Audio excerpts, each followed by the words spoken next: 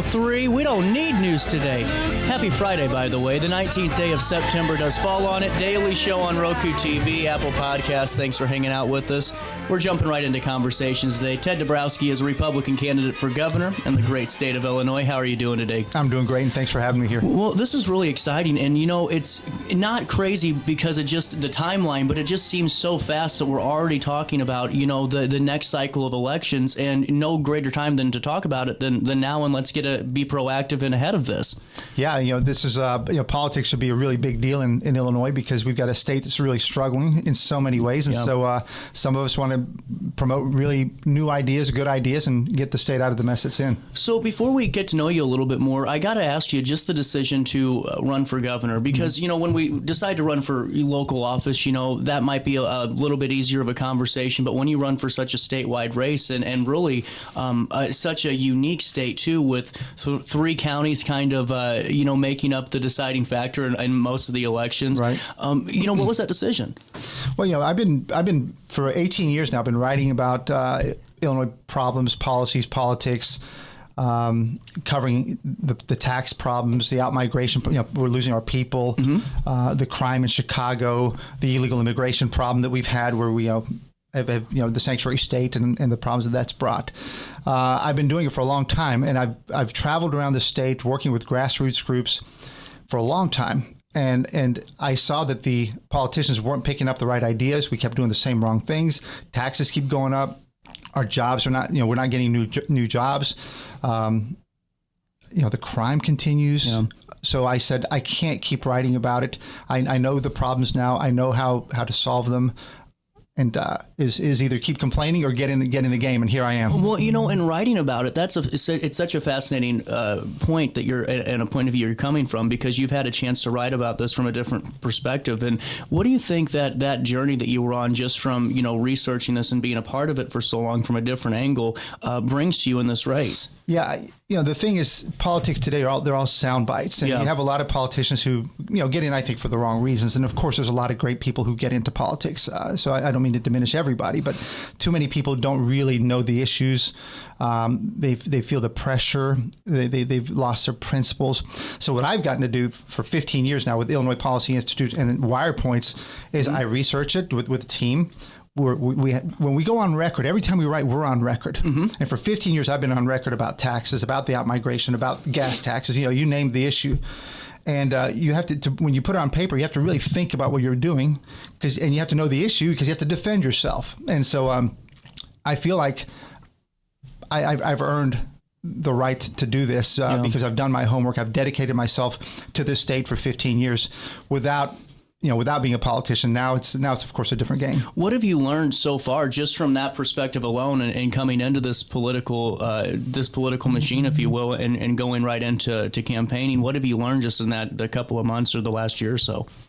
Well, what I've learned is how there's two big learnings. One is how much people really want change. Yeah. Okay. So people want change, and I go around and I've been down here. I was in O'Fallon last night and this morning. And, people are tired of paying these high property taxes. Yeah. They're tired of the gas taxes. They're tired of feeling manipulated. They're tired of seeing their jobs go away to other states. So that's one. But the other thing is, a lot of people don't know who to blame and where to allocate the problem. Yeah. That's one. So they're looking for something. Number two, though, is I lost my thought there for a second, but no, and the reason I'm asking you this is because it seems like, especially in this area in Illinois, there's such a disconnect, from what the majority of people seem to be wanting, just by terms of the way we've been voting lately, and then what's coming out of the state assembly and what's coming out of the governor's office, and as you're talking to these folks, what's your way to kind of inspire them that maybe they're going, we've tried this before, we're fighting against an uphill battle here because of just the voters that we're going against, that voter base up north. What's that inspiring message, maybe to say, hey, your voice will be heard this time? Well, this is the big deal. That was the second thing, was unification. I see there's a lot of different groups within the Republican Party.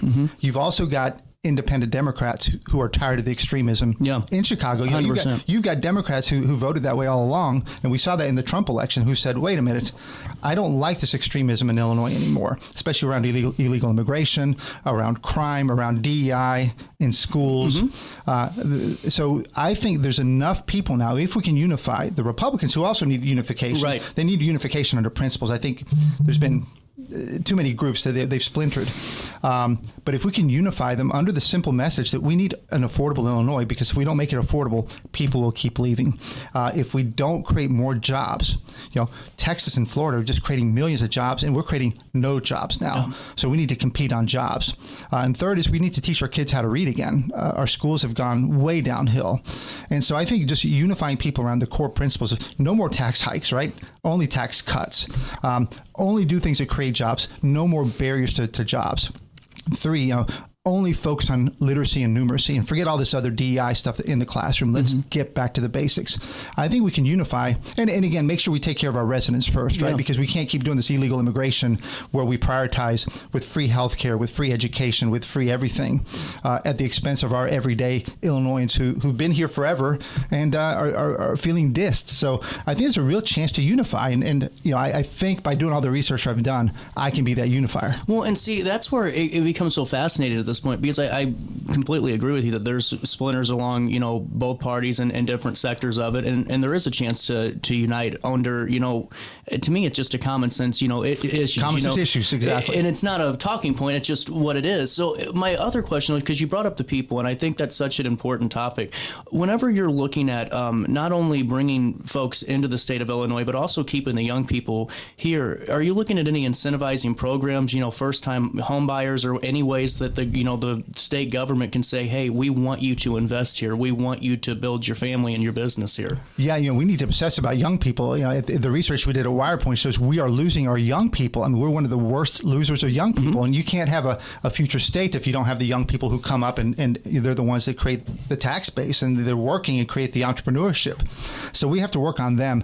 Absolutely. We need to, and I think, the Trump getting rid of taxes on tip income, and, he did a lot of things to try to incentivize that. We have to find ways, and we have to change lots of things to keep businesses here, to keep young people here. A lot of families are worried about their kids going off to college, right? We're losing a lot of college kids, and they're not coming back because there's not enough opportunity. So all those things, they're bad. But I also think that there's a great opportunity because Illinois has such great assets. It's got great institutions. It's got the Chicago, economic engine. We have it all. We haven't lost it. Okay, but we're in danger of losing, like muscle. But right now we're still intact and we're still a great state. We just have horrific politics and politicians. That's what needs to change. Well, and speaking of, Chicago, the big national story has been, for us anyway, the last couple of weeks is hearing that President Trump is thinking about, it's not a matter of when or if, it's when the National Guard will be in Chicago to help enforce their policies. What are your thoughts on that? Do you look to cooperate with the federal government if that's something that President Trump continues to do? Yeah, absolutely. I think Pritzker's big mistake is, Chicago's led the country in murders 13 years in a row. And we know what's happened with the crime and the carjackings and all that. No, Pritzker should be working hand in hand with the administration to hand over a bad guy straight from the jail right to the ICE people so that they can be deported or at least prosecuted. Instead, Pritzker's not working with, and Pritzker and Johnson, they're not working with the administration. So it's creating more chaos. The sanctuary state policy and the sanctuary city policies, they should be wiped out, canceled, so that we're not incentivizing criminals to come to Illinois. So there's a lot of good things that a governor should be doing that Pritzker's not going to do. And that's one, change the bad policies that incentivize crime. But two, work with the federal government to make things better. What I like about what Trump is saying is he doesn't want to see crime go down. He wants safe cities. And those are two different things. Safe cities is really what we should be trying to get to. Well, and on top of the whole the safety topic and public safety too, the Safety Act has been one of the more talked about pieces of legislation in the last couple of years, and states attorneys across the state have filed injunctions and are trying to combat this and trying to get it taken away. What are your thoughts on the Safety Safety Act. Would you look at any type of measure to remove that, or what are your thoughts? Yeah, there's a few good things in the Safety Act, but most of them are really bad, right? And the elimination of cash bail, first in the country to do that. We shouldn't be experimenting with that here. So what I would do is propose get rid of the Safety Act entirely. Okay. Right. Let's not try to debate what's in it. Let's get rid of it. And if there's anything good that was in it, then we'll bring it back. That's interesting. But otherwise, we're going to be debating the little things. We shouldn't get stuck in debating the details of Safety Act. Get rid of it and then start over. Well, I think that's so fascinating because so many times when we talk about the Safety Act, it's either a yes or no thing. And like you said, there are components of, just like any bill, that do have positive attributes to it. So why don't you build up after you kind of restart a little bit? Right, because now, as we start looking a little bit ahead, when is the primary date for you? So it's in March. Okay. Yeah, middle of March. And now everything goes well. You're successful, and here we are in November. You win the election. What's that first couple of months look like? Well, I know the first day announcement, because this is the most important thing, and I think Illinois deserve this. We create a effectively an audit of where everybody's money is going. So I get the smartest people who are good accountants, CPAs, forensic people, and they look and see where are Illinois' dollars going, because we have high taxes so much in Illinois. We're spending, these are big numbers, but we're spending $16-17 billion more today than we did when Governor Pritzker took office. Wow. And it's hard to figure out where the money went. Why are we paying the highest property taxes in the country? Why are we paying the second highest gas taxes? Why do we pay the highest cell phone taxes? Where does the money go? In education, we're spending the 9th most in the country. And yet our kids can't read. Where's all the money going? Most in the Midwest. So that's number one. I owe the people of Illinois to understand where their money's going, and we should do everything we can to cut taxes and give tax relief. That's number one. Number two, the huge power of the governor is to announce agency heads. Mm-hmm. So, for example, State Board of Education, we put in somebody there that says no more DEI in our schools, right? We put somebody there who says we're going to demand higher reading standards across the board. Mm-hmm. We put people there who are passionate about looking at where's the money going. Yeah. So that's, I think, the big thing, not just there, but in corrections. And, you name every agency head, because the governor gets to appoint them, and that's the power. Well, and see, another, talking just about going through and auditing a little bit, I wanted to ask you just about, on top of that, contributions and this relationships between the state and other various unions, like the teachers union, and you can go on. And I'm not trying to say that's a good or bad thing, the unions. What are your thoughts just about collaborating with them? Is there a way that, do you think they slow the growth of government down if you're trying to reform education, or trying to get, when we talk about teachers unions, to get kids back up to proper reading levels? Where do you see that relationship? Do you see any collaboration there in your tenure? Well, obviously, if we go to the extreme and look at the Chicago Teachers Union, right, and we see what's happening there, we'll be at $32,000 a kid in spending in Chicago. And yet, if you look at black student math proficiency, it's only 9%. 91% of black children in CPS are not proficient in math. Wow. It's hard to understand. It's maybe 20% for reading. It's hard to understand how the black community can succeed if we don't, obsess about literacy. Yeah. So we need the unions to be on our side. Chicago Teachers Union is not on the side of, so there's a big battle that has to go there and get to high expectations, parental engagement, more teacher feedback. And it's the same thing across the state. But what we need the unions to do is to be on our side. Okay. If we can measure results and they let us measure results, we can work in partnership. If they're against saying, for me, I would take our adequacy or proficiency targets and raise them really high and demand that the unions meet them. And if they don't, they should be held accountable. Absolutely. And going forward, too, redistricting and gerrymandering has become a term that's been, repopularized the last couple of months. And when you look at the state of Illinois, we have a pretty unique map, to say the least. Yes. What is your thoughts on this whole the way the state's drawn now, and what would you do to if you see a discrepancy to try to balance that out to make sure everyone's represented? Well, right now we have a horrific situation. the governor statewide are the only roles that aren't gerrymandered because everybody gets to vote. So that's the good news. But then you start looking at individual races and you see how, people can't be represented anymore. It's, as they say, the politicians are choosing their voters by the mapping process rather than the voters choosing their politicians.